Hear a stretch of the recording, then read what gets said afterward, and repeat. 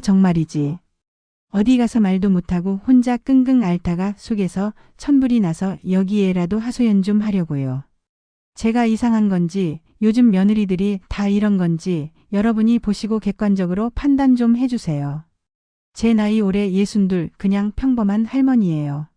아들 하나 잘 키워 장가 보냈더니 그때부터 제 인생이 아니게 됐네요. 오늘도 아침 8시 저는 어김없이 아들 내 집 현관문 앞에 서 있었어요. 같은 아파트 단지 다른 동. 걸어서 5분 거리라는 게 이렇게 족쇄가 될 줄은 꿈에도 몰랐죠. 익숙하게 비밀번호를 누르는데 이게 남의 집 문을 여는 건지 제2의 직장으로 출근하는 건지 월급도 없는 이 출근길이 참 서럽다. 서러워. 삑 삐비빅 마이너스 문이 열리자마자 코를 찌르는 건 어젯밤의 흔적들이에요. 거실 소파에는 며느에 수진이가 벗어놓은 옷가지가 허물처럼 널브러져 있고 테이블 위에는 과자 부스러기에 맥주 캔까지. 아이고 맙소사. 이걸 보고도 못 본 척 일단 부엌으로 가는 게 제 일이에요. 내 집이었으면 벌써 등짝을 후려치며 잔소리를 했을 테지만 꾹 참아야죠. 여긴 며느리 집이니까요. 부엌에 가서 제일 먼저 하는 일이 쌀 씻어서 밥 안 치는 거예요. 제 아들 지훈이가 아침밥은 꼭 먹어야 힘이 난다고 하거든요. 근데 웃긴 게 뭔지 아세요? 그 밥을 차려주는 건 며느리가 아니라 이 늙은 시어머니라는 거. 그럼 며느리는 뭐 하냐고요? 세상에서 제일 편한 자세로 안방 침대에서 주무시고 계시죠. 피곤하시답니다. 뭐가 그리 피곤할까요? 온종일 하는 일이라곤 소파에 누워 휴대폰 보는 게 전부면서. 밥 끓는 냄새가 구수하게 퍼질 때쯤 저는 냉장고를 열어요. 어제 제가 와서 미리 다듬어 놓고 조물조물 묻혀놓은 반찬들을 꺼내죠. 지훈이가 좋아하는 멸치볶음, 콩자반 같은 것들로요. 우리 며느님은 입맛이 또 얼마나 고급이신지 한식은 잘 안 드세요. 입만 열면 어머니, 저 다이어트해서 샐러드 먹어야 하는데 밤마다 치킨 시켜 먹는 건 저한테만 비밀인가 봐요. 기가 막히죠. 그렇게 아들놈 아침상을 다 차려놓고 방문을 두드리면 부스스한 몰골로 나와서 밥을 꾸역꾸역 입에 밀어 넣어요. 그 모습 보면 짠한 마음에 국이라도 한술 더 떠라 잔소리를 하는데 아들놈은 대답도 건성, 고개만 까딱거려요. 고마운 줄도 모르는 거죠. 아들이 출근하고 나면 그때부터가 진짜 전쟁 시작이에요. 이 집안의 작은 상전 5살배기 손주 아준이를 깨워야 하거든요. 아준아 일어나야지 우리 강아지. 어린이집 가야지 하고 아무리 좋게 말해도 소용없어요. 이불 속으로 파고들고 칭얼대고 울고불고 이 실랑이를 한참 하다 보면 제 기운이 쭉 빠져요. 밥 먹이는 건 또 어떻고요. 숟가락 들고 온 집안을 따라다니면서 아하고 비행기 놀이라도 해줘야 겨우 한두 숟갈 받아 먹어요. 아이고 내 팔자야. 이 소란에 안방문이 빼꼼 열리고 우리 집안의 진짜 상전 며느님이 등장하십니다. 까치집 머리를 한 채로 하품을 쩍 하면서 저한테 한다는 소리가 어머니 아준이 오늘 어린이집에서 생일 파티하는데 선물 사셨어요. 이거예요. 여러분 이게 시어머니한테 할 소린가요? 제가 어제 이 무릎으로 마트 3군데를 돌아다녀서 아준이가 노래 부르던 공룡 로봇 신상 모델을 구해놨다는 건 알까요? 모르겠죠. 그저 어머 역시 어머니밖에 없으시네. 센스 있으시다니까 하고 영혼 없는 칭찬 한마디 던지는 게 다예요. 그 센스가 제 아픈 무릎 값이고 제 연금 쪼갠 삼짓돈이라는 건 전혀 관심도 없겠죠. 그렇게 아준이를 겨우 달래서 씻기고 옷 입히고 나면 제 등줄기는 땀으로 흥건해요. 겨우 아준이 손을 잡고 현관문을 나서는데 어느새 소파에 드러누워 휴대폰 삼매경에 빠진 며느리가 눈길도 안 주고 한마디 툭 던져요. 어머니 다녀오세요. 저녁은 제가 알아서 차릴게요. 저 소리가 제 귀에는 저녁은 배달시킬 거니까 어머니는 신경 끄세요로 들리는데 제가 너무 꼬인 걸까요? 어린이집에 아준이를 내려주고 잠시 숨을 돌릴 틈도 없이 다시 아들 내 집으로 돌아와요. 엉망이 된 주방을 치워야 하거든요. 설거지거리가 산더미 거실은 장난감으로 발 디딜 틈도 없죠. 한숨 한번 푹 쉬고 다시 고무장갑을 끼는 제 모습이 어찌나 처량한지. 청소기 돌리고 빨래 개고 이 모든 이름 없는 노동을 마치고 나면 어느새 점심시간. 제 하루는 이렇게 오롯이 아들 내 집을 위해서만 돌아가요. 오늘도 그렇게 설거지를 하고 있었어요. 고무장갑 낀 손으로 그릇을 닦는데 거실에서 며느리가 친구랑 통화하는 소리가 들리더라고요. 어머 얘. 그 백화점 세일 아직도 한대. 나 지난번에 받은 코트 있는데 어떡하지? 아 몰라. 그냥 질러야 하나 봐. 남편한테는 비밀로 해야지. 히읗히읗. 그 간드러지는 웃음소리에 제가 저도 모르게 수도꼭지를 잠가버렸어요. 코트, 백화점, 남편 몰래 이 단어들이 제 귀에 딱딱 박히는데 와 정말 피가 거꾸로 솟는 기분이었어요. 저한테는 생활비가 부족해서 허리가 휜다고 하소연하던 애가 백화점 코트를 살 돈은 있나 봐요. 그게 다 어디서 난 돈이겠어요. 제 아들이 밤늦게까지 상사한테 깨져가며 벌어오는 피 같은 돈이죠. 그 돈이 아들 가족을 위해서가 아니라 며느리 사치품 사는데 쓰이고 있다는 생각에 가슴속에서 무언가 툭 하고 끊어지는 것 같았어요. 저는 고무장갑을 벗어 싱크대에 내던졌어요. 그리고 거실 쪽을 쳐다봤죠. 소파에 길게 누워 다리를 까딱거리며 통화하는 그 편안한 뒷모습을 보는데 문득 이런 생각이 들더라고요. 내가 왜 여기서 이러고 있지? 지난 6년간 단 한 번도 해보지 않았던 생각이었어요. 이 모든 부당함을 왜 나는 참고만 있었을까? 내일 아침이면 저는 또 이 현관문 앞에 서서 비밀번호를 누르고 있겠죠. 하지만 오늘 제 마음속에 한번 피어오른 이 의심의 불씨가 과연 예전처럼 쉽게 사그라들 수 있을까요? 백화점 코트를 사내 만에 남편 몰래 지르네 만회하는 며느리의 통화 소리에 속에서 천불이 치솟았지만 제가 거기서 뭘 어쩌겠어요. 며느리에게 지금 그게 무슨 소리냐고 따져 물을 용기는 저 같은 시어머니에겐 없답니다. 그랬다간 당장에 우리 부부 일에 왜 참견하시냐는 쌀쌀 맞은 대꾸만 돌아올 게 뻔하거든요. 결국 저는 아무 말도 못하고 다 닦은 그릇을 그릇장에 정리하고 있었어요. 그때 마침 어린이집에서 아준이를 데려올 시간이 됐더라고요. 그 소란스러운 통화 소리가 가득한 집을 벗어날 수 있다는 게 다행이다 싶을 정도였으니까요. 며느리의 영혼 없는 배웅을 등 뒤로 하고 아준이 손을 잡고 나왔어요. 5살짜리 손주 녀석의 작고 따뜻한 손을 잡고 아파트 단지를 걷는 그 시간만큼은 그래도 숨통이 좀 트이는 것 같아요. 녀석이 저기 나비가 있다며 소리치면 제 눈도 덩달아 나비를 쫓게 되고 예쁜 돌멩이 하나를 주워와 자랑을 해도 우리 아준이는 예쁜 것도 잘 찾는다며 맞장구를 쳐주다 보면 잠시나마 시름을 잊게 되거든요. 그날도 아준이랑 놀이터 그네에 앉아 있었어요. 아이 다치지 않게 뒤에서 그네를 살살 밀어주는데 옆 벤치에 앉아있던 할머니들 대화가 귀에 꽂히더라고요. 아마 저랑 비슷한 처지인 분 같았어요. 한 분이 다른 분을 향해 형님은 좋으시겠다며 부러움을 표했습니다. 아들 녀석 내외가 매달 용돈도 꼬박꼬박 챙겨주고 얼마 전에는 보니 가방까지 새로 사준 모양이라며 입에 침이 마르지 않게 칭찬을 하는 것이었어요. 그러자 듣고 있던 다른 할머니가 손사래를 치면서도 입가의 웃음은 숨기지 못한 채 자식들이 먹고 살기도 바쁠 텐데 뭘 그러냐면서도 애 봐주는 걸 고맙게 생각해서 나름의 성의를 표시하는 그 마음이 예쁜 것이라며 화답하더군요. 그 대화를 듣는데 제 심장이 쿵 하고 내려앉는 것 같았어요. 성의 표시 고마운 마음. 저는 지난 6년간 단 한 번도 받아본 적 없는 것들이었어요. 용돈이나 가방 같은 물질적인 걸 바라는 게 아니에요, 여러분. 정말이에요. 저도 제 아들이 얼마나 힘들게 돈 버는지 아는데 어떻게 늙은 어미가 자식한테 손을 벌리겠어요. 다만 저 할머니의 말처럼 마음이라는 게 중요한 거잖아요. 어머니, 저희 때문에 매일 고생 많으시죠.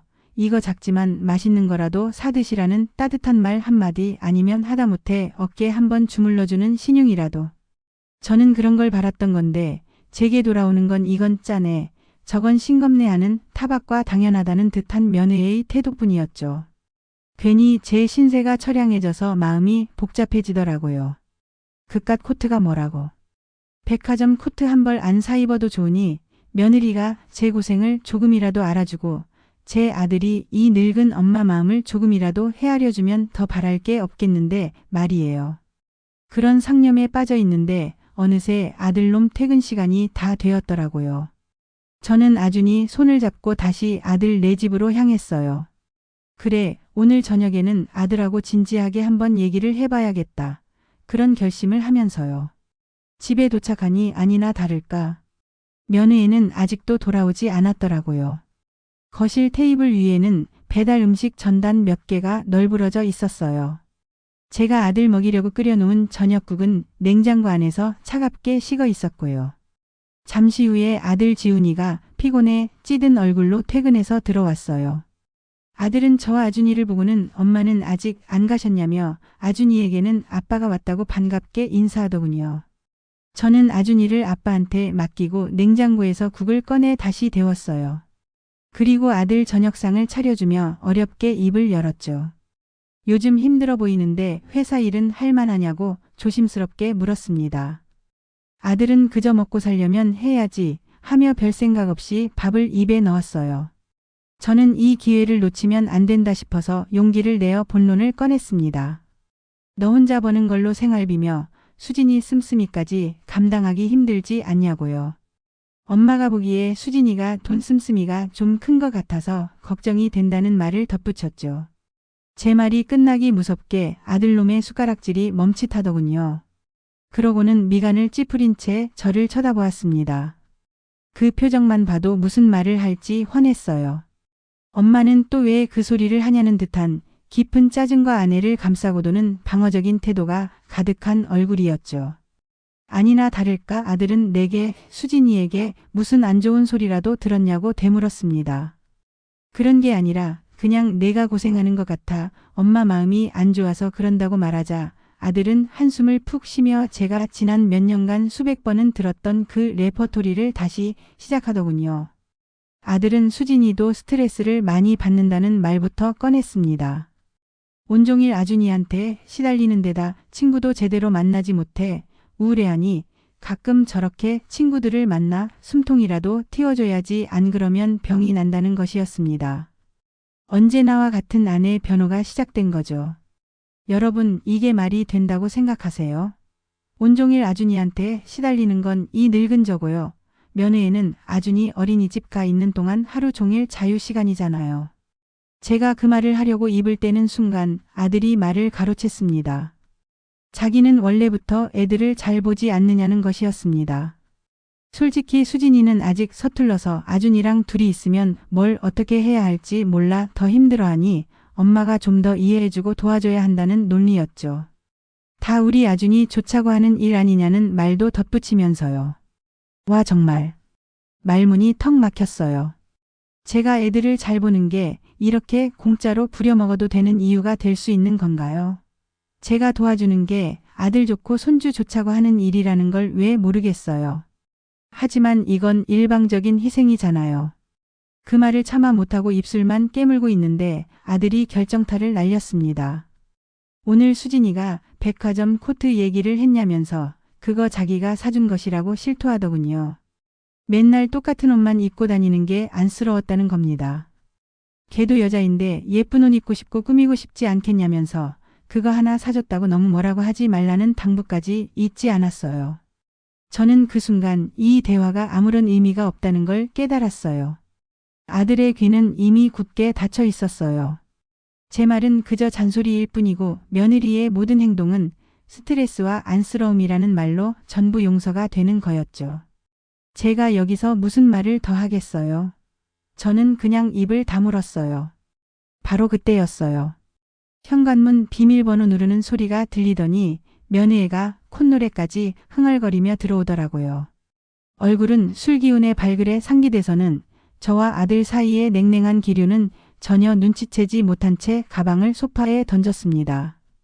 며느리는 저를 보고는 어머니는 아직 안 가셨냐며 해맑게 물었고 이내 아들 옆에 찰싹 붙어 앉아 오늘 친구들에게 우리 지훈 씨 칭찬을 얼마나 많이 했는지 아냐며 애교를 떨기 시작했습니다. 아들놈은 또 좋다고 입이 귀에 걸리더군요. 조금 전까지 저한테 짜증내던 모습은 온데간데 없고요. 저는 그 모습을 보면서 이 집에서 제 자리는 어디에도 없다는 걸 다시 한번 깨달았어요. 저는 완벽한 이방인이자 필요할 때만 쓰는 소모품이었던 거죠. 저는 말없이 일어나 제 가방을 챙겼어요. 제 심정은 썩어 문드러지는데 아들놈은 제게 벌써 가냐며 조심해서 들어가라는 한 소리나 하고 있더라고요. 저는 아무 대답도 하지 않고 현관문을 열고 나왔어요. 차가운 밤 공기가 얼굴에 와 닿는데 눈물이 핑 돌더라고요. 분하고 서럽고 허무했어요. 내 아들이지만 정말 남보다 못하다는 생각이 들었어요. 이대로는 안 되겠다. 무언가 결단을 내려야겠다는 생각이 그날 밤 처음으로 아주 강렬하게 들었습니다. 그날 밤 저는 잠을 한숨도 자지 못했어요. 아들 녀석의 굳게 닫힌 귀와 며느리의 해맑은 얼굴이 번갈아 떠오르며 속에서 천불이 일었다가 이내 서러움이 파도처럼 밀려왔거든요. 이대로는 안 된다. 무언가 결단을 내려야 한다는 생각은 더욱 선명해졌습니다. 하지만 막상 날이 밝아오니 막막하더군요. 제가 할 수 있는 게 뭐가 있을까요? 쫓아가서 멱살이라도 잡고 따질 수도 없는 노릇이고. 그래서 저는 제 나름의 아주 소심한 반란을 한번 시도해보기로 마음먹었답니다. 바로 출근을 하지 않는 것이었죠.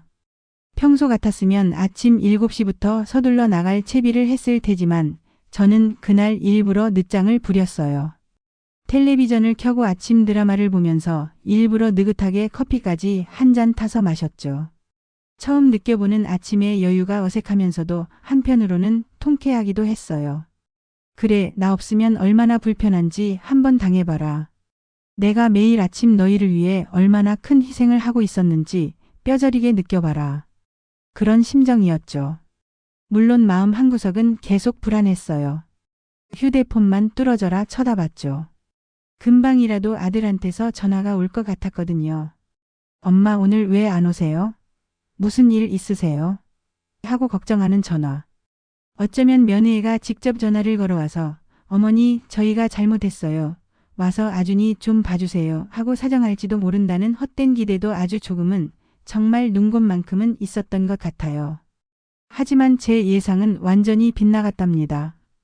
여러분, 전화벨이 울린 건 평소 제 출근 시간을 훌쩍 넘긴 8시 반쯤이었어요. 발신자는 아들 지훈이었죠. 그런데 수화기 너머로 들려오는 아들의 목소리는 걱정이 아니라 짜증으로 가득 차 있었습니다. 저에게 오늘 왜 안 오냐고 혹시 무슨 일이 생긴 건 아니냐고 묻는 게 아니었어요. 엄마 때문에 지금 자기가 회사에 늦게 생겼다는 노골적인 원망을 쏟아내더군요. 아들의 말인즉슨 제가 없으니 집안이 완전히 마비 상태라는 것이었습니다. 아준이는 할머니가 안 온다고 울고불고 난리가 나서 옷도 안 입으려고 하고 수진이는 그런 아준이를 감당하지 못해 같이 울고 있다는 겁니다. 그래서 자기가 지금 회사에 갈 수가 없으니 엄마는 빨리 좀 와서 이 사태를 수습해달라는 명령이었죠. 제 소심한 반란이 그들에게는 제 가치를 깨닫는 계기가 된 것이 아니라 그저 자신들의 아침을 망쳐버린 제 직무유기가 되어버린 겁니다. 기가 막히고 어이가 없어서 말도 안 나왔어요. 저는 결국 전화를 끊고 부랴부랴 옷을 챙겨 입고 아들 네 집으로 달려갔어요. 일말의 죄책감과 함께 그래도 내가 없으면 안 되는구나 하는 씁쓸한 자기 위안을 하면서요. 하지만 현관문을 열고 들어선 순간 저는 제 생각이 완전히 틀렸다는 걸 깨달았답니다. 집안은 그야말로 아수라장이었어요. 아준이는 팬티 바람으로 거실 바닥을 뒹굴며 악을 쓰며 울고 있었고 며느리는 머리를 쥐어뜯으며 그 옆에 주저앉아 있더군요. 출근해야 할 아들은 초조한 얼굴로 발만 동동 구르고 있었고요. 저를 보자마자 며느리는 구세주라도 만난 듯 저에게 달려왔어요. 어머니 어떡해요. 아준이가 제 말을 하나도 안 들어요. 라며 울상을 짓는데 여러분 제 눈에는 그게 왜 연기처럼 보였을까요? 정말 아이를 감당하기 힘들어하는 엄마의 모습이 아니라 보세요 어머니.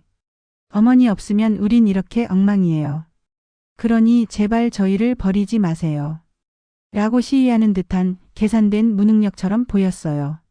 저는 한숨을 한번 푹 쉬고 일단 울고 있는 아준이에게 다가갔습니다. 그리고는 아이의 눈을 맞추고 아준아 할머니 왔네. 왜 이렇게 우리 강아지가 울고 있을까? 하고 차분하게 말을 걸었어요. 그러자 언제 그랬냐는 듯 아이의 울음이 잦아들기 시작하더라고요.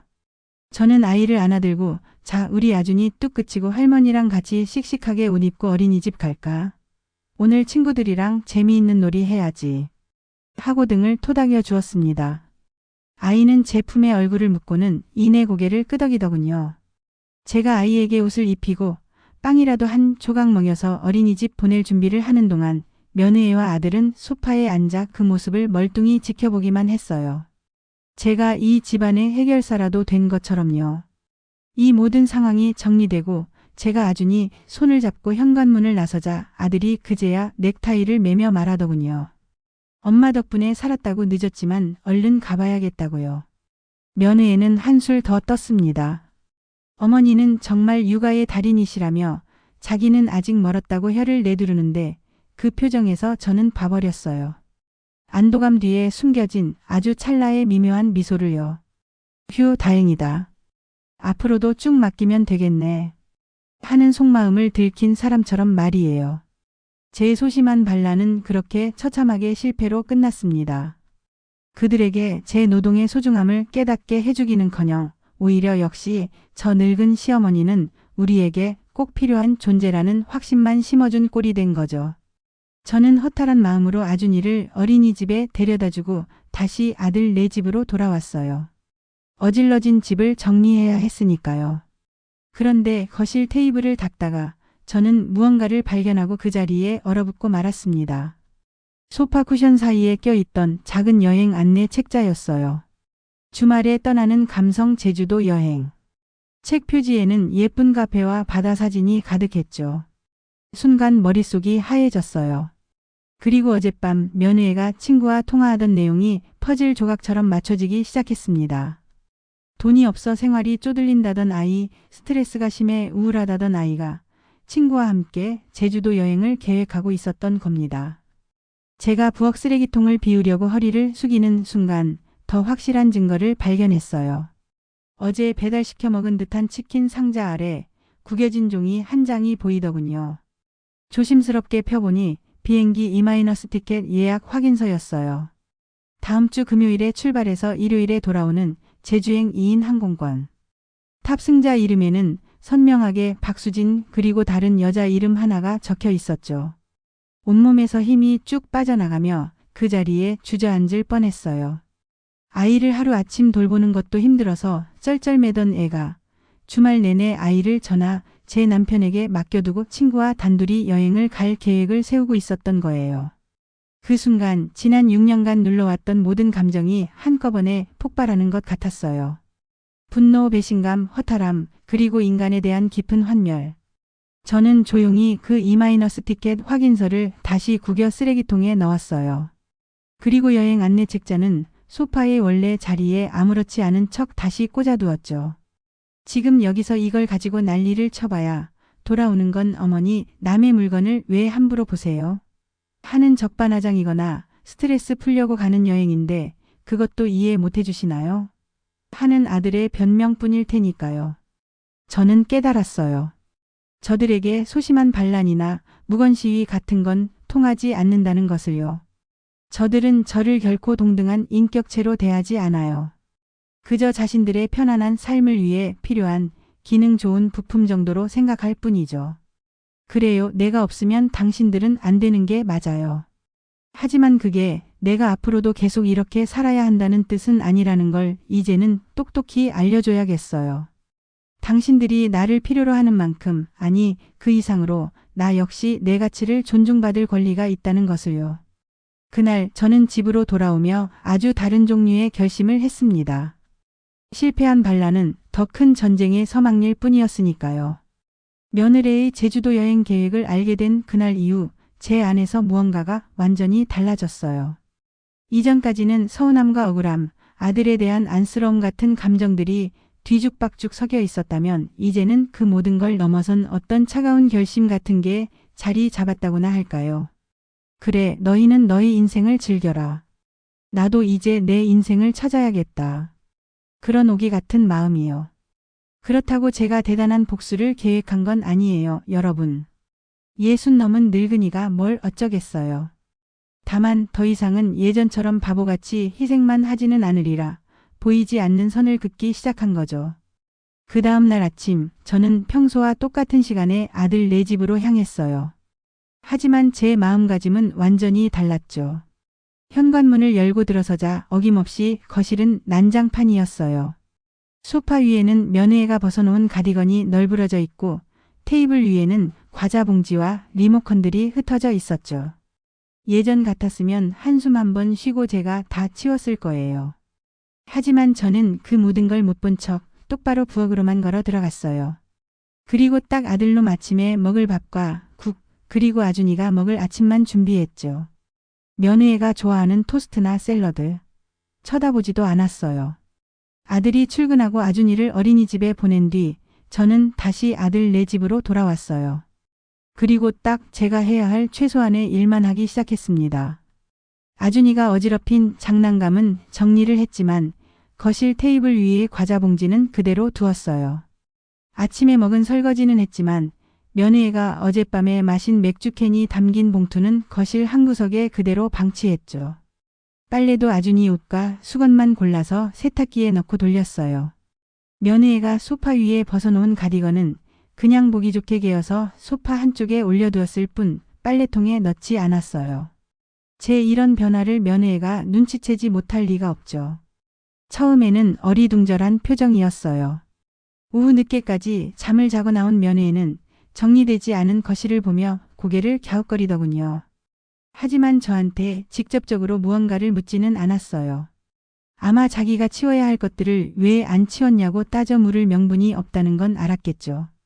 대신 며느리는 저 들으라는 듯이 혼잣말을 하기 시작했어요.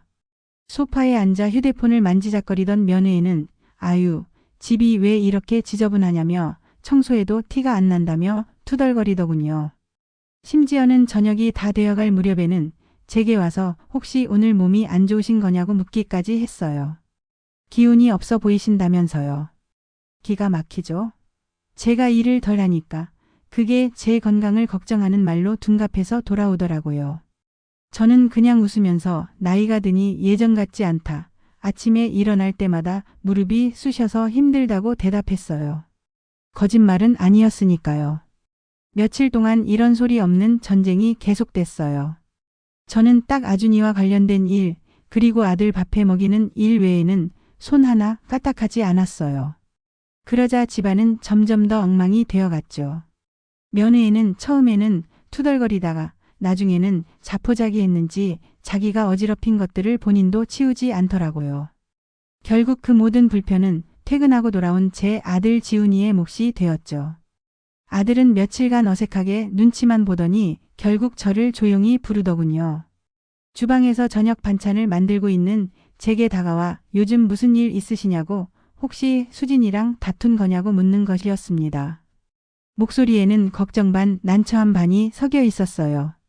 저는 하던 일을 멈추지 않은 채 퉁명스럽게 대답했습니다. 다투긴 뭘 다투냐고요. 그냥 이제 나도 나이가 들어서 예전처럼 온 집안일을 다 해줄 기운이 없어서 그런다고요. 내 몸 하나 건사하기도 버거운데 언제까지 너희들 뒤치다꺼리만 하고 살 수는 없지 않겠냐고 덧붙였죠. 제 단호한 태도에 아들은 잠시 말을 잇지 못했어요. 예전처럼 감정에 호소하며 서운함을 토로했다면 아들은 또 며느리 편을 들며 제게 이해를 강요했겠죠. 하지만 나이가 들어 힘들다는 그 누구도 반박할 수 없는 사실 앞에서는 아들도 어쩔 도리가 없는 모양이었어요. 아들은 그저 엄마가 그렇게 힘든 줄 몰랐다며 수진이한테 앞으로는 자기 일은 자기가 알아서 하라고 잘 얘기하겠다는 믿을 수 없는 약속만 하고 돌아섰어요. 물론 그 약속이 지켜질 리가 없죠. 며느리는 아들한테 무슨 소리를 들었는지 다음 날부터는 저를 대하는 태도가 더 묘해졌어요. 대놓고 불평은 못하지만 행동 하나하나에 가시가 돋쳐 있었죠. 한 번은 이런 일도 있었어요. 제가 아준이를 데리고 집에 돌아올 시간이 다 되었을 때 며느리가 일부러 그랬는지 싱크대에 설거지거리를 산더미처럼 쌓아 놓았더라고요. 자기가 먹은 점심 그릇부터 시작해서 온갖 냄비와 그릇들까지. 예전 같았으면 제가 그걸 보고 또 한숨을 쉬며 고무장갑을 꼈을 테지만 저는 달랐어요. 저는 그 설거지 더미를 한번 쳐다보고는 그대로 며느리에게 말했습니다. 아준이 데리고 바로 우리 집으로 가겠다고요. 저녁은 우리 집에서 먹이겠다고. 며느에는 왜 그러시냐고 당황한 기색이 역력했죠. 저는 웃으며 대답했어요. 아까부터 허리가 너무 아파서 집에 가서 좀 누워야겠다고요. 저 많은 설거지를 할 기운이 도저히 없다고. 그러고는 정말 아준이만 데리고 집을 나와버렸어요. 아마 그날 며느에는 태어나서 처음으로 자기 손으로 그 많은 설거지를 해야 했을 겁니다. 그렇게 보이지 않는 선을 긋고 제 영역을 지키기 위한 싸움을 하는 동안 며느의 제주도 여행 날짜는 하루하루 다가오고 있었어요.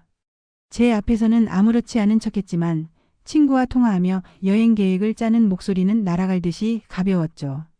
주말 내내 아준이를 저한테 맡길 생각을 하니 벌써부터 신이 나는 모양이었어요. 여행을 떠나기 바로 전날 밤이었어요. 며느애가 아준이를 재우고 나오더니 제게 과일 한 접시를 내밀더군요.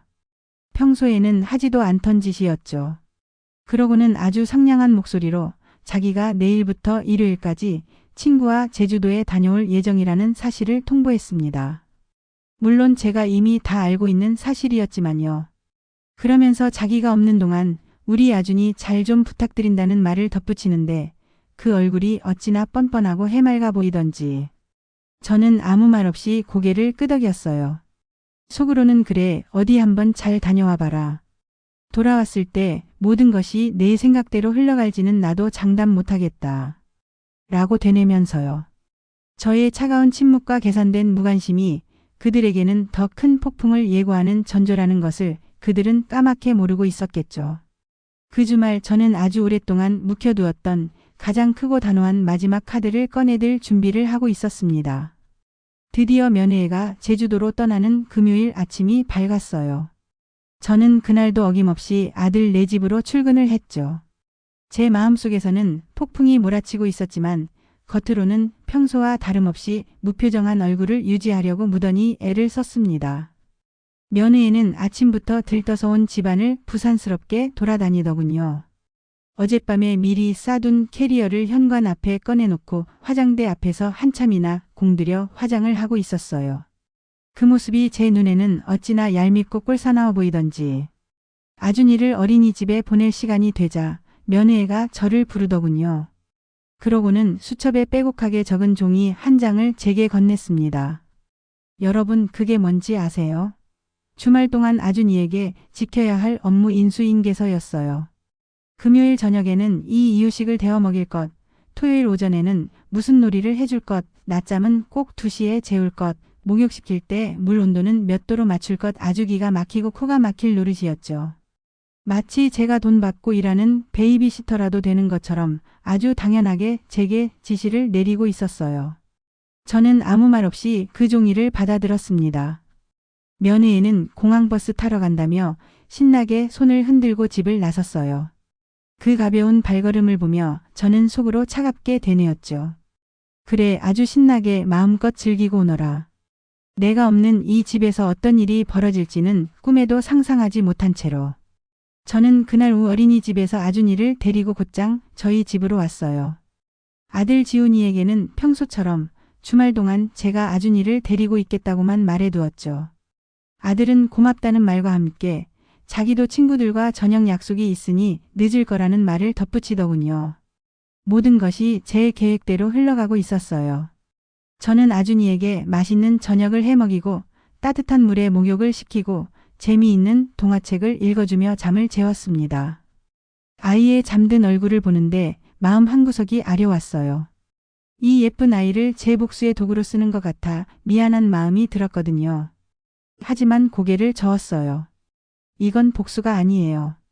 이건 저 자신을 되찾기 위한 그리고 제 아들놈의 가정을 바로 세우기 위한 마지막 몸부림이었으니까요.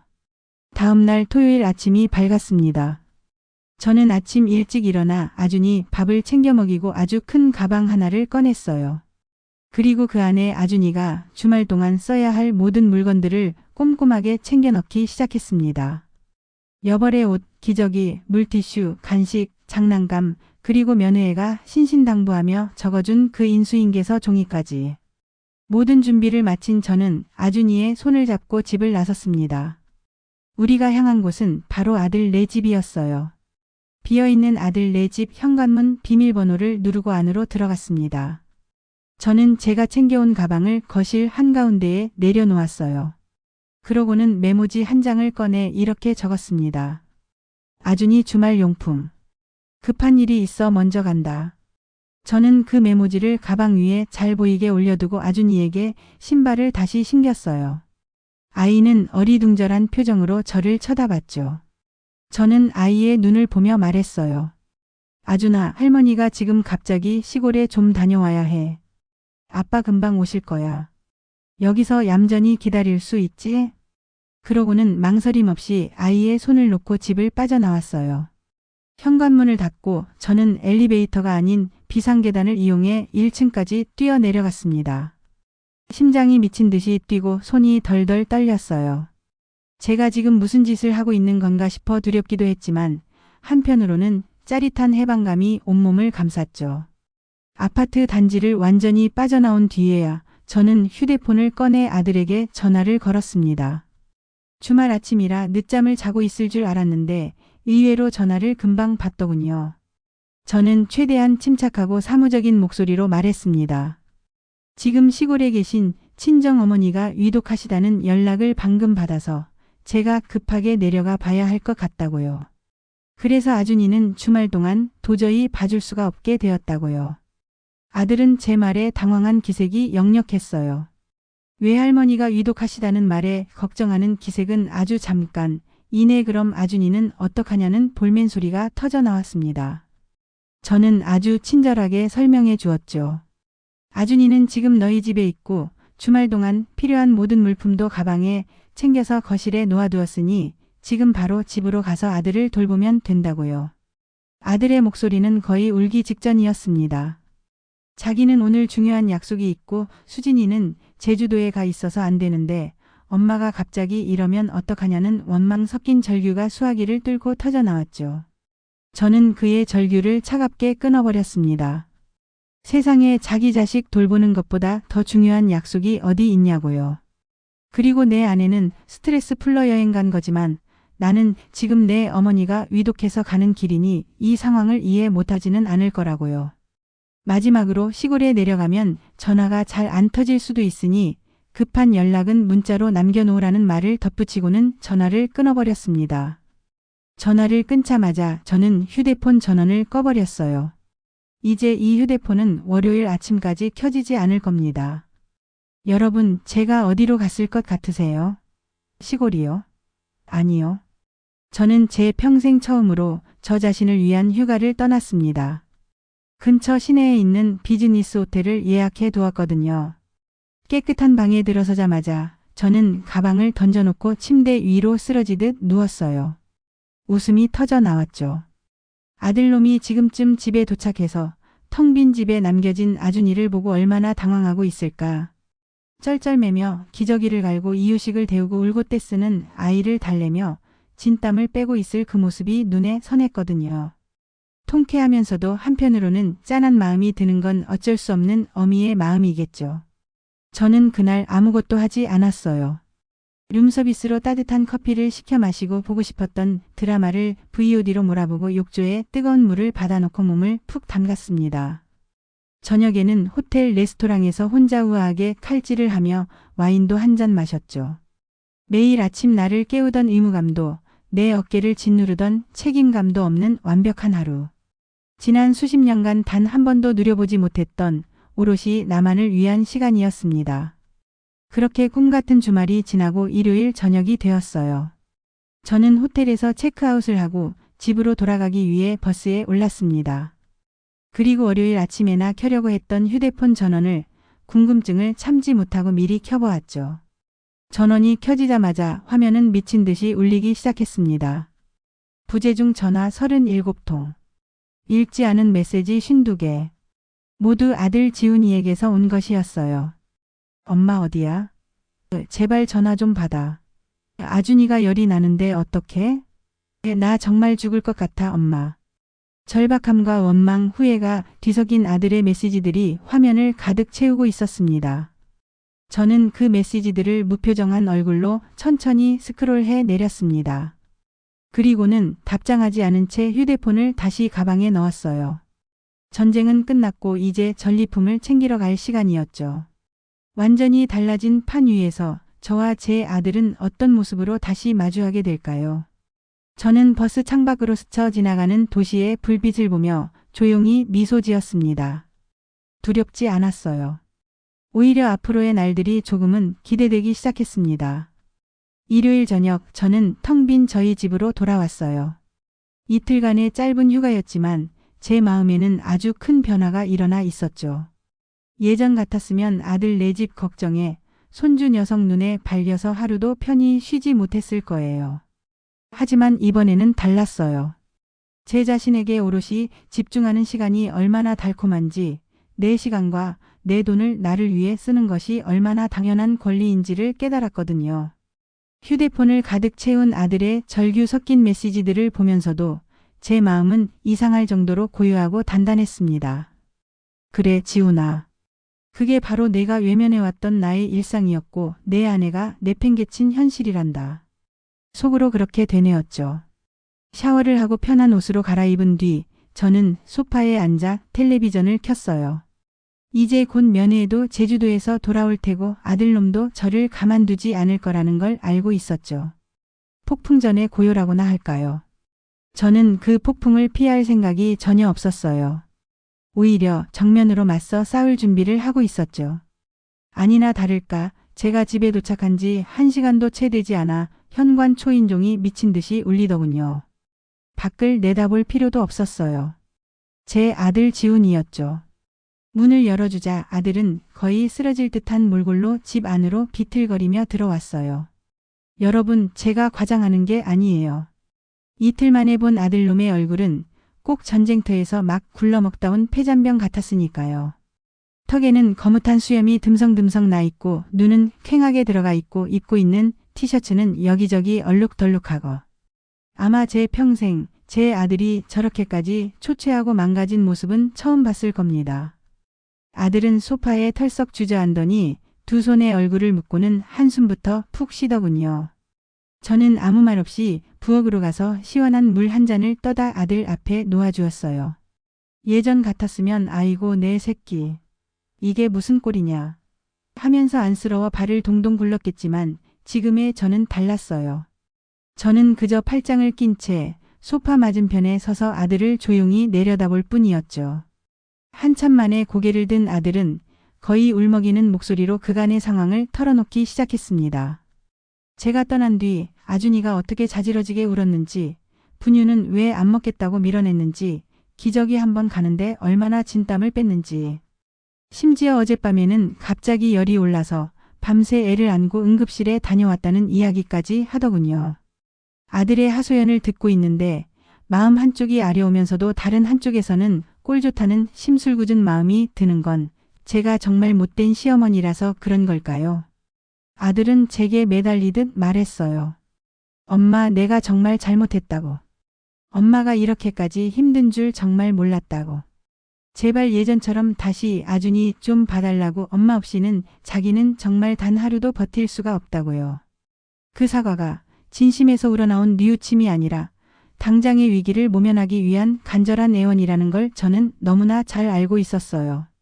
저는 조용히 아들의 말을 끝까지 다 들어주었습니다.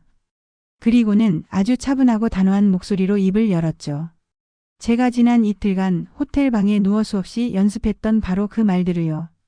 우선 제가 다녀온 시골의 친정어머니, 그러니까 아들의 외할머니가 갑자기 편찮아지신 건 사실이라고 거짓말을 이어갔어요. 다행히 큰 고비는 넘겼지만 앞으로 한동안은 제가 계속 돌봐드려야 할 것 같다고요. 그러니 예전처럼 매일 아침부터 밤늦게까지 아준이를 온전히 맡아서 봐주는 건 이제 불가능하다고 못을 박았습니다. 아들의 얼굴이 하얗게 질려가는 게 보였어요. 저는 아랑곳하지 않고 제가 생각한 새로운 규칙들을 하나씩 읊어주기 시작했습니다. 앞으로 저는 딱 평일 오전 9시부터 오후 5시까지만 아준이를 돌봐주겠다고 선언했어요. 아침에 아이 밥 먹여서 어린이집 보낼 준비를 하는 것, 그리고 저녁에 퇴근하고 돌아온 아이를 돌보는 것은 온전히 엄마 아빠인 너희 부부의 몫이라고 분명히 선을 그었죠. 그리고 가장 중요한 이야기를 꺼냈습니다. 돈 문제요. 나도 이제 나이가 들어 앞으로 병원 갈 일도 많을 거고 내 노후는 내가 알아서 챙겨야 하지 않겠냐고요.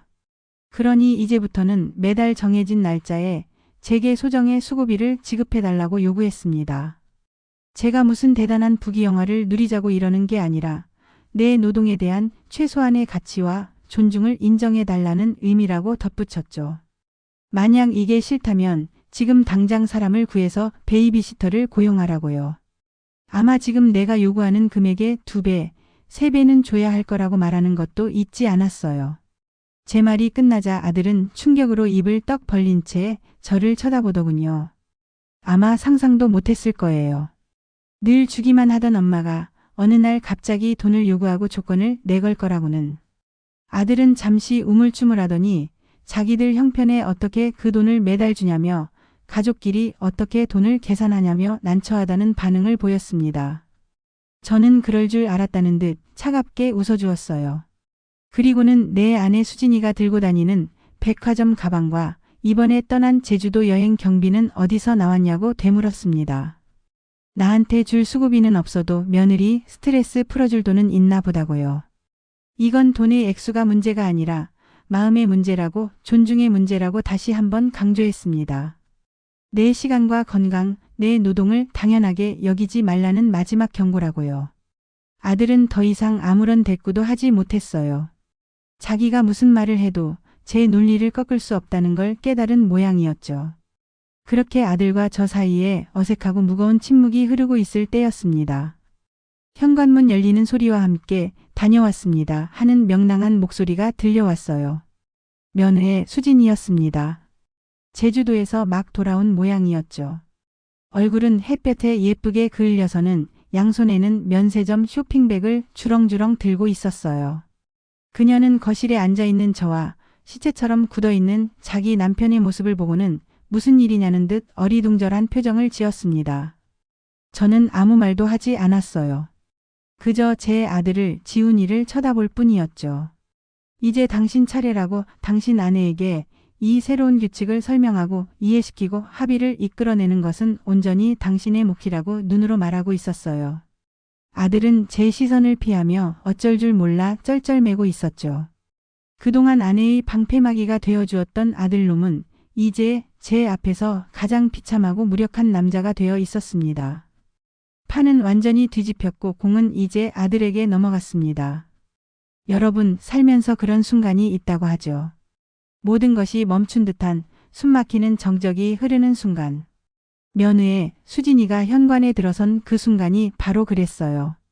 제주도의 따스한 햇살을 잔뜩 받고 돌아와 면세점 쇼핑백을 주렁주렁 든 그 아이의 얼굴에는 행복과 만족감이 가득했죠. 하지만 거실 소파에 시체처럼 앉아있는 제 아들 지훈이와 그 맞은편에서 차갑게 팔짱을 끼고 서 있는 저를 본 순간 면회의 얼굴에서 미소가 서서히 굳어가기 시작했습니다. 아마 본능적으로 느꼈을 거예요. 자기가 없는 이틀 동안 이 집의 모든 규칙과 질서가 송두리째 뒤바뀌어 버렸다는 것을요. 면회에는 무슨 일이냐는 듯 당황한 눈으로 저와 아들을 번갈아 쳐다보았어요. 저는 아무 말도 하지 않았습니다. 그저 제 아들 지훈이를 똑바로 쳐다볼 뿐이었죠. 자, 이제 내가 할 일이야. 내 아내에게 이 집의 새로운 질서에 대해 설명해봐. 제 눈빛은 그렇게 말하고 있었어요. 아들은 제 시선을 애써 피하며 안절부절못하더군요. 땀을 삐질삐질 흘리며 입술만 달싹이는 모습이 어찌나 한심하고 비참해 보이던지. 한참의 침묵 끝에 아들놈이 마침내 입을 열었습니다. 기어들어가는 목소리로 주말 동안 있었던 일들을 아내에게 설명하기 시작했어요. 제가 갑자기 친정에 가게 된 일, 혼자 아준이를 돌보느라 얼마나 진땀을 뺐는지, 아준이가 밤새 열이 나서 응급실에 다녀온 일까지.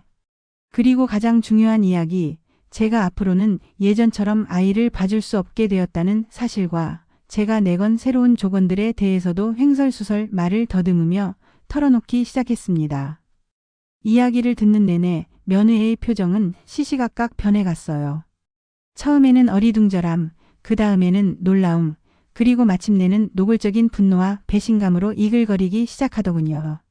아들의 설명이 끝나자마자 면회의 날카로운 시선은 제게로 향했습니다. 그 아이는 제게 소리치듯 따져 묻기 시작했어요. 어머니, 어떻게 저희한테 이러실 수가 있냐는 거였어요. 어떻게 돈을 운운하실 수가 있냐고요. 자기 친구들 시어머니는 아무 조건 없이 사랑으로 손주를 봐주는데 어머니는 그깟 돈 몇 푼 때문에 손주 보는 일을 장사처럼 취급하시냐며 저를 아주 파렴치한 사람으로 몰아가더군요. 심지어는 눈물까지 글썽이며 자기는 어머니를 친정엄마처럼 믿고 따랐는데 어떻게든 뒤에 칼을 꽂을 수 있냐며 저를 비난했습니다. 기가 막혔죠. 자기 필요할 때만 친정엄마, 불리할 때는 돈 밝히는 시어머니라니. 하지만 저는 예전처럼 같이 언성을 높이며 싸우지 않았어요. 그럴 필요가 없었거든요. 저는 아주 조용하고 차분한 목소리로 대답했습니다. 내가 돈 때문에 이러는 것처럼 보이냐고요. 나는 지난 6년간 단 한 푼도 받지 않고 너희를 위해 내 모든 시간과 건강을 바쳤다고. 하지만 이제는 내 몸이 더 이상 버텨주질 못한다고 말했습니다. 내가 요구한 최소한의 수고비는 너희가 전문 베이비시터를 고용하는 비용의 절반도 되지 않을 것이며 이건 돈의 문제가 아니라 내 노동에 대한 최소한의 존중을 보여달라는 의미라고 분명히 밝혔습니다. 제 차분한 대답에 며느리는 더욱 길길이 날뛰었어요. 자존심이 상한 모양이었죠. 그러더니 그럼 그냥 다 관두시라고 어머니 도움 따위는 필요 없다고 소리치더군요. 자기들은 자기들끼리 어떻게든 알아서 할 테니 다시는 우리 집에 와서 아이를 봐줄 생각도 하지 말라고요. 어디 한번 해보자는 식의 명백한 협박이었죠. 제가 그 말에 이해야 내가 잘못했다 하고 꼬리를 내릴 줄 알았던 모양이에요. 저는 그 말을 기다렸다는 듯 웃으며 대답했습니다. 그래, 내가 정 그렇다면 나도 더는 무리하지 않겠다고요. 마침 나도 이제 쉴 때가 되었다고 생각하던 참이었다고요. 그러니 내일부터는 너희 부부가 한번 오순도순 알아서 잘 해보라고 말해줬어요. 제 대답에 이번에는 며느리와 아들놈이 동시에 충격을 받은 표정이었습니다. 특히 아들놈의 얼굴은 사색이 되었죠. 며느리의 도움 따위 필요 없다는 말이 얼마나 무모하고 어리석은 허세인지를 지난 주말 동안 뼈저리게 체험했으니까요. 아들은 다급하게 며느리의 팔을 잡아 끌며 말리기 시작했어요. 제발 그만하라고. 우리가 어떻게 엄마 도움 없이 아준이를 키우냐고. 자기는 정말 죽을 것 같았다고 예언하더군요. 처음이었습니다. 아들이 며느리의 편이 아니라 현실의 편에 서서 며느리의 말을 정면으로 반박한 것은 그동안 며느리의 모든 투정과 불평을 스트레스라는 말로 감싸주던 아들이 처음으로 며느리에게 현실을 직시하라고 말하고 있었어요. 자기가 믿었던 유일한 방패막이 남편마저 자기 편을 들어주지 않자 며느리는 충격에 빠진 듯 아무 말도 하지 못했어요.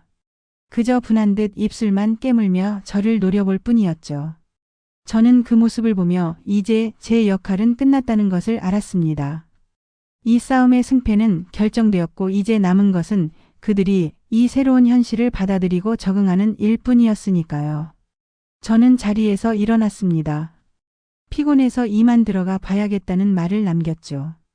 그리고 현관으로 향하며 망연자실하게 서 있는 아들과 며느리를 향해 마지막 한마디를 던졌습니다.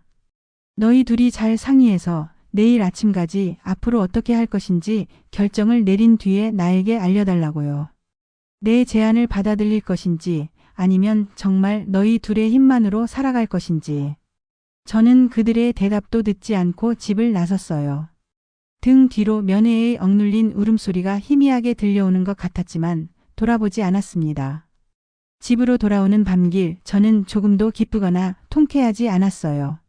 오히려 마음 한구석이 아리고 씁쓸했죠. 자식 이기는 부모 없다는 옛말이 왜 있는지 알 것 같더라고요. 하지만 후회는 없었습니다. 이것은 제가 제 인생을 지키기 위해 그리고 어쩌면 제 아들의 가정을 지키기 위해 반드시 해야만 했던 일이었으니까요. 제 집 현관문을 열고 들어서는 순간 깊은 안도감이 몰려왔어요. 이 고요하고 평화로운 공간. 이곳이야말로 진짜 제 집이었죠. 저는 이제 그 누구의 결정도 기다리지 않아요. 그들이 어떤 선택을 하든 저는 제 삶을 살아갈 준비가 되어 있었으니까요. 다음 날 아침 저는 알람 소리 없이 눈을 떴지만 잠을 설친 탓에 몸이 솜처럼 무거웠어요. 어젯밤 제가 떠난 뒤 아들네 집에서는 어떤 폭풍이 몰아쳤을까요? 부부싸움을 했을지 아니면 밤새 저를 원망하며 잠 못 들었을지. 온갖 상상이 머릿속을 스쳐 지나갔지만 이상하게 마음은 차분했습니다. 저는 더 이상 그들의 감정 쓰레기통이 되어주기로 마음먹은 사람이 아니었으니까요. 저는 평소와 달리 아들네 집으로 향하는 대신 저희 집 베란다에 앉아 느긋하게 아침 해가 떠오르는 것을 구경했습니다. 오늘은 전화가 올 때까지 절대로 먼저 움직이지 않으리라. 그렇게 다짐하면서요. 오전 9시가 조금 넘었을까. 드디어 휴대폰이 울렸습니다. 아들 지훈이었어요. 저는 일부러 전화를 바로 받지 않고 벨소리가 3번쯤 더 울리게 내버려 두었습니다. 그리곤 아무렇지 않은 목소리로 전화를 받았죠. 수화기 너머로 들려오는 아들의 목소리는 밤새 전쟁이라도 치른 사람처럼 완전히 지쳐있고 모든 것을 체념한 듯 힘이 하나도 없었습니다. 아들은 저에게 어젯밤 수진이와 밤새 이야기를 나누었다고 하더군요. 그리고 제 제안을 모두 받아들이기로 결정했다는 사실상의 항복 선언을 했습니다.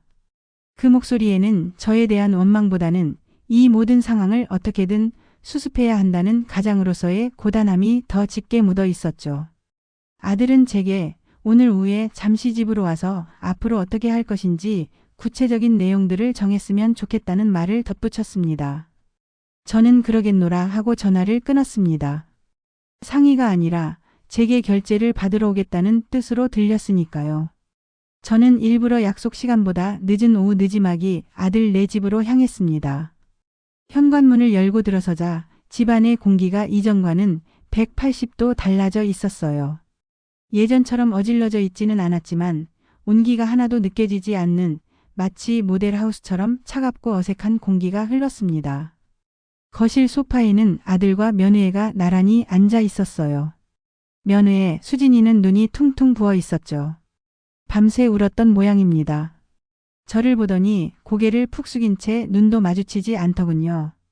그 모습이 괘씸하면서도 한편으로는 그래, 너도 이제 현실을 좀 깨달아야지 하는 생각이 들었습니다. 저는 그들 맞은편 의자에 자리를 잡고 앉았습니다. 마치 중요한 계약을 앞둔 비즈니스 미팅 같았죠. 저는 제가 생각했던 새로운 규칙들을 하나씩 아주 명확하고 사무적인 말투로 다시 한번 설명하기 시작했습니다. 첫째, 제가 아준이를 돌보는 시간은 평일 오전 9시부터 제가 집을 나서는 오후 5시까지로 한다. 아침에 아이를 깨우고 밥을 먹이고 옷을 입혀 어린이집에 데려다 주는 것은 너희 부부의 몫이다. 나는 9시에 와서 아이가 없는 동안 기본적인 청소와 아이 반찬 정도만 준비한 뒤 아이가 돌아오면 5시까지 돌보다가 퇴근한다. 둘째, 나의 업무 범위는 오직 아준이 케어와 관련된 것에 한정한다.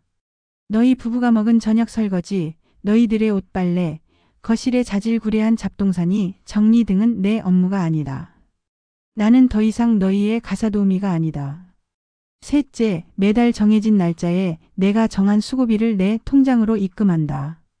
이 돈은 나의 교통비, 식대, 그리고 그동안 내가 내 돈으로 사다 썼던 아준이 간식값 등에 대한 최소한의 보상이다. 단 하루라도 늦어지면 그 다음 날부터 나는 출근하지 않는다. 제가 이 모든 조건을 설명하는 동안 며느리는 아무 말 없이 입술만 깨물고 있었어요. 아들은 제 말을 받아 적기라도 할 것처럼 심각한 표정으로 고개를 끄덕였고요. 제가 말을 마치자 며느리가 처음으로 입을 열더군요. 물론 저를 보고 한 말은 아니었어요. 거의 들리지 않을 만큼 작은 목소리로 돈까지 받아가시면서 너무 하시는 거 아니냐는 투덜거림이었죠. 저는 그 말을 놓치지 않았습니다. 그리고는 며느리를 똑바로 쳐다보며 말했죠. 내가 제시한 조건들은 내 노동에 대한 정당한 대가가 아니라 내가 너희를 위해 계속 희생해 줄 수 있는 최소한의 조건이라고요. 만약 내 보살핌의 질이 마음에 들지 않는다면 언제든지 다른 사람을 고용해도 좋다고요. 아마 훨씬 더 비싼 돈을 내고 훨씬 더 까다로운 조건을 맞춰줘야 할 것이라는 말도 잊지 않았습니다. 제 말에 며느리는 더 이상 아무런 토도 달지 못하고 다시 고개를 숙였습니다. 그렇게 저와 아들 내외의 어색한 구두 계약은 끝이 났습니다. 다음 날부터 저는 새로운 규칙에 따라 움직이기 시작했어요.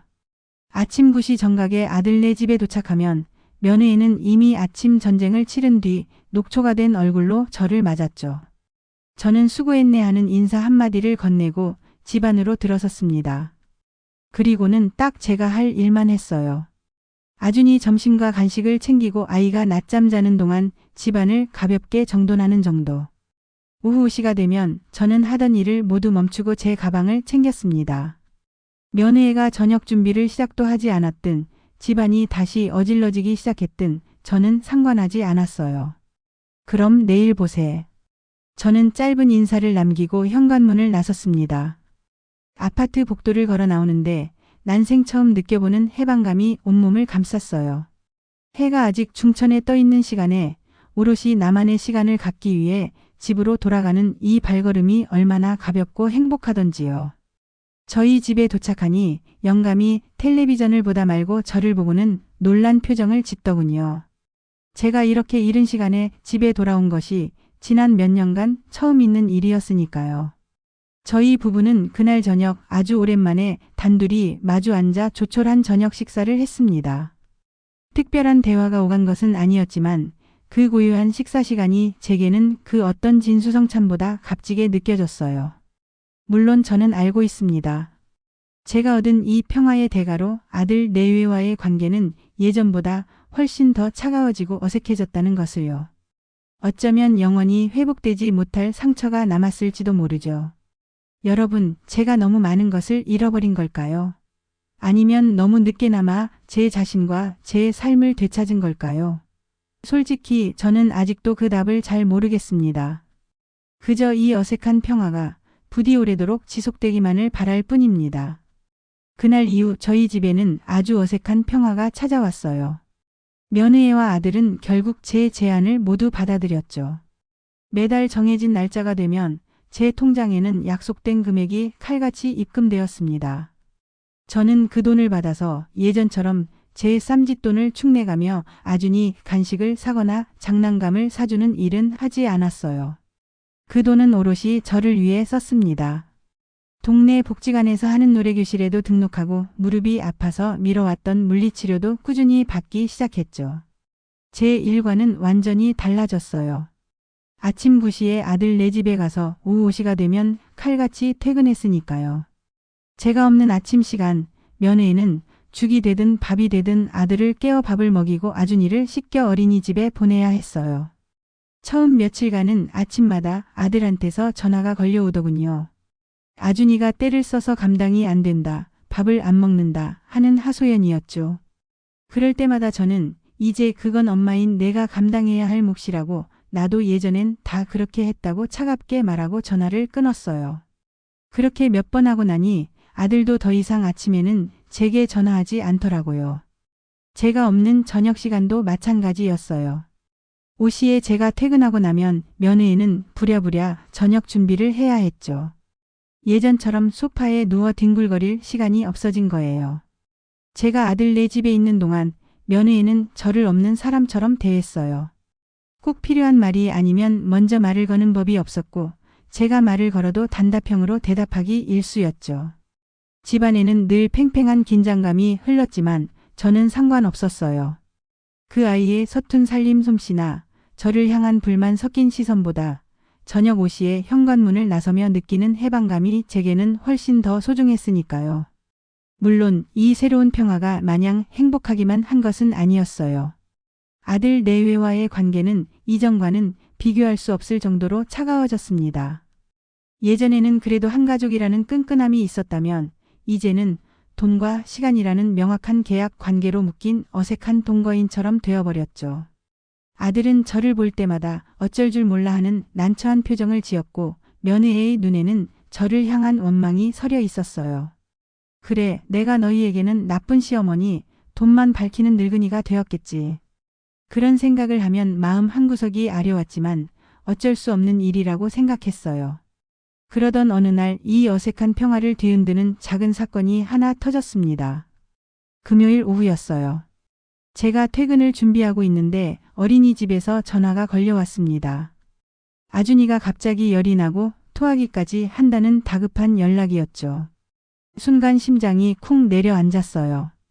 제 머릿속에서는 당장 달려가서 아이를 병원에 데려가야 한다는 할머니로서의 본능과 나는 오시면 퇴근이다라는 새로운 규칙이 치열하게 싸우기 시작했습니다. 제가 어쩔 줄 몰라 하고 있는데 아니나 다를까 며느리에게서 전화가 걸려왔어요. 수화기 너머로 들려오는 며느리의 목소리는 다급함과 짜증으로 가득 차 있었죠. 어머니, 아준이가 아프다는 연락 받으셨냐고 지금 당장 병원에 좀 데려가 달라는 거였어요. 자기는 지금 네일 아트 예약을 해놔서 꼼짝할 수가 없다는 기가 막힌 이유를 덧붙이면서요. 여러분 예전 같았으면 제가 어떻게 했을까요? 아마 당장에 알았다 걱정 마라 하고 한달음에 어린이집으로 달려가 아이를 들쳐업고 병원으로 뛰었을 겁니다. 하지만 저는 그러지 않았어요. 저는 아주 차분하게 대답했습니다. 지금은 4시 50분이라 곧 제 퇴근 시간이라고요. 그리고 아픈 아이에게 지금 가장 필요한 사람은 할머니가 아니라 엄마인 것 같다고. 그러니 네일 아트 예약은 취소하고 내가 직접 아이를 데리러 가는 게 좋겠다고 말했습니다. 수화기 너머에서 며느리의 기가 막힌 듯한 숨소리가 들려왔어요. 어떻게 어머니가 그럴 수 있냐는 원망이 가득한 목소리였죠. 저는 미안하지만 나도 이제 내 건강을 챙겨야 하고 오시 이후에는 병원에 가봐야 해서 어쩔 수 없다고 둘러댔습니다. 그러고는 전화를 끊어버렸어요. 물론 마음은 편치 않았죠. 아픈 손주 녀석이 눈에 밝혀서 집으로 돌아오는 내내 발걸음이 떨어지지 않았어요. 하지만 저는 제 자신에게 되뇌었어요. 이 또한 저들이 감당해야 할 몫이다. 저들도 이제 진짜 부모가 되어야 한다. 고요. 그 주말 내내 저는 아들 내외에게서 아무런 연락도 받지 못했습니다. 아준이가 어떻게 되었는지 궁금했지만 제가 먼저 전화하지는 않았어요. 그렇게 어색한 시간이 흐르고 월요일이 되었을 때였어요. 그날 저녁 제가 퇴근한 뒤에 아들놈이 저희 집으로 혼자 찾아왔더군요. 아들은 제 앞에 작은 상자 하나를 내밀었어요. 비싼 홍삼 영양제 세트였죠. 그러고는 아주 어렵게 입을 열었습니다.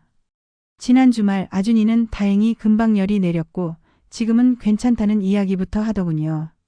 그리고는 아주 잠시 머뭇거리다가 저를 보며 말했습니다. 엄마 고맙다고요.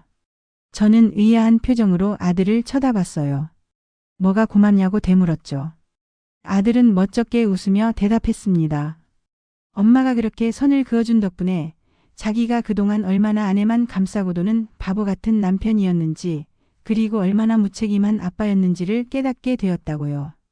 지난 주말 아내와 함께 아이의 열을 내리기 위해 밤새 간호하고 이유식을 만들어 먹이고 기저귀를 갈아주면서 비로소 부모가 된다는 것의 무게를 알게 된 것 같다는 말을 덧붙였습니다.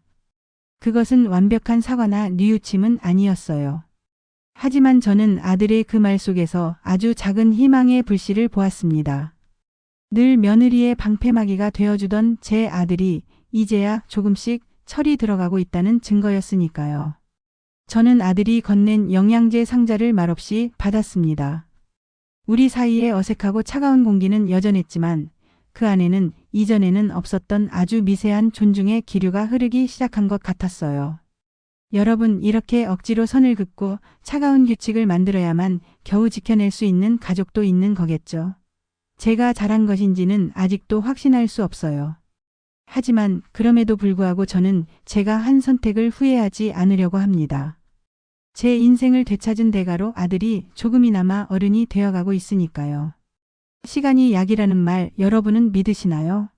저는 반은 믿고 반은 믿지 않아요. 무작정 기다리기만 해서는 아무것도 변하지 않더라고요. 하지만 용기를 내어 무언가를 바꾸고 나면 그 상처가 아물고 새로운 살이 돋아나기까지는 분명 시간이 필요한 것 같아요. 아들네 집에 저만의 규칙을 선포하고 어색한 계약 관계를 맺은 지도 어느덧 반년이라는 시간이 흘렀습니다. 이제 제 아침은 더 이상 전쟁으로 시작되지 않아요. 저는 느긋하게 일어나 제 밥을 차려 먹고 텃밭에 물도 주며 하루를 시작합니다. 예전에는 상상도 못했던 여유죠. 오전 9시 저는 여전히 아들네 집으로 향하지만 그 발걸음은 더 이상 월급 없는 노동자의 무거운 발걸음이 아니에요. 정해진 시간 동안 제 역할을 다하고 정당한 대가를 받는 전문가의 발걸음이라고나 할까요. 히읗히읗. 제가 도착하면 며느에는 이미 아침 전쟁을 다 치른 뒤예요. 처음 몇 달간은 집안이 엉망이고 며느의 얼굴에는 불만이 가득했죠. 하지만 사람은 적응의 동물이라고 하잖아요. 요즘은 제가 가보면 며느에는 제법 능숙하게 아준이의 아침을 챙기고 어설프게나마 집안을 정돈해 놓더군요. 물론 저를 대하는 태도는 여전히 살갑지 않아요.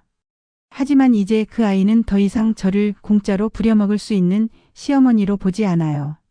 우리 아들을 돌봐주는 꼭 필요한 조력자 정도로 여기는 것 같더군요.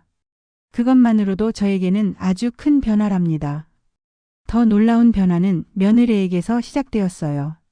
그렇게 입버릇처럼 돈이 없다고 노래를 부르고 일자리 알아보는 신용만 하던 아이가 얼마 전부터는 정말 일을 시작했더라고요. 동네 카페에서 파트타임으로 일하기 시작했는데 처음에는 힘들다고 투덜거리더니 요즘은 제법 재미를 붙인 모양이에요. 자기가 직접 번 돈으로 아준이 옷을 사 입히고 가끔은 제게 작은 음료수 쿠폰 같은 걸 보내오기도 해요. 물론 저는 그 쿠폰을 쓸 일이 거의 없지만 그 아이가 제게 보내는 아주 작은 성의 표시라는 걸 알기에 말없이 고맙다고만 하죠. 스스로 돈을 벌기 시작하니 남의 노동과 시간이 얼마나 귀한 것인지 조금은 깨닫게 된 걸까요? 얼마 전에는 복지관 노래교실에서 만난 친구들과 점심을 먹으며 이런저런 이야기를 나누게 되었어요. 자식들 이야기를 하다가 자연스럽게 손주 이야기로 넘어갔죠. 저랑 가장 친한 손자씨가 한숨을 푹 쉬며 입을 열더군요. 자기네 며느리는 맞벌이를 한다는 핑계로 아이를 아침부터 밤까지 온전히 자기한테 다 맡겨놓는다고요. 주말에도 부부끼리 데이트하러 나간다면서 아이를 휙 던져놓고 가기 일쑤인데 용돈은커녕 고맙다는 말 한마디 듣기 힘들다고요. 그 말을 듣는데 어찌나 제 이야기 같던지 저도 모르게 맞장구를 치며 제 이야기를 털어놓게 되었어요. 제가 어떻게 선전포고를 했고 지금은 어떤 조건으로 아이를 봐주고 있는지. 제 이야기를 듣던 친구들은 모두 고개를 끄덕이며 제 손을 잡더라고요. 잘했다고 속 시원하다고. 그러면서 자기들 이야기도 하나씩 풀어놓는데 정말이지 사는 게 다 똑같더라고요. 어떤 친구는 아들 내 집 비밀번호를 일부러 잊어버린 척하고 아예 출입을 끊어버렸다고 하고 또 어떤 친구는 저처럼 자식과 협상을 해서 딱 정해진 요일과 시간에만 손주를 봐주고 있었어요. 그 친구가 그러더군요. 요즘은 다들 이렇게 사니까 어쩌겠어.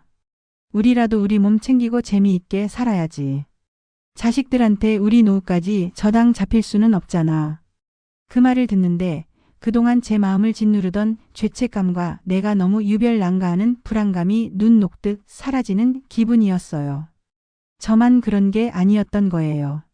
제 또래의 수많은 엄마들이 저와 비슷한 전쟁을 치르며 자신들의 삶을 지켜내고 있었던 거죠. 그날 이후 저는 제 선택에 더 큰 확신을 갖게 되었어요. 아들 지훈이도 많이 변했고요. 예전처럼 아내의 방패막이가 되어 저에게 모든 이해를 강요하지 않아요. 오히려 저희 둘 사이에서 중재자 역할을 하려고 애를 쓰죠. 며느리가 제게 무언가 불만을 토로하면 아들은 이제 엄마도 힘드시니 우리가 이해해야 한다고 말하고 제가 며느리의 어떤 행동에 서운함을 내비치면 엄마, 그래도 수진이가 요즘 많이 노력하고 있잖아요 라며 서로의 입장을 전달해 주려고 노력해요.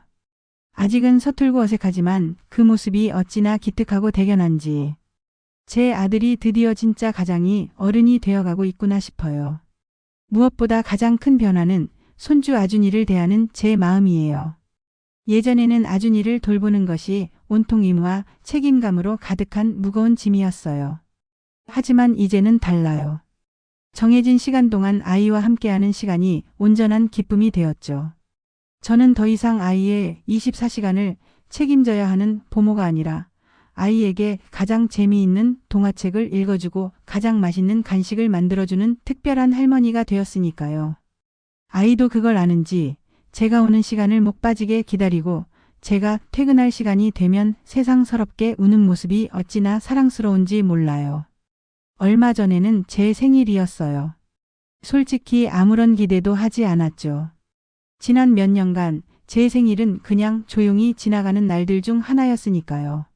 그런데 그날 저녁 제가 퇴근한 뒤에 아들 내외가 아준이 손을 잡고 저희 집으로 찾아왔더라고요.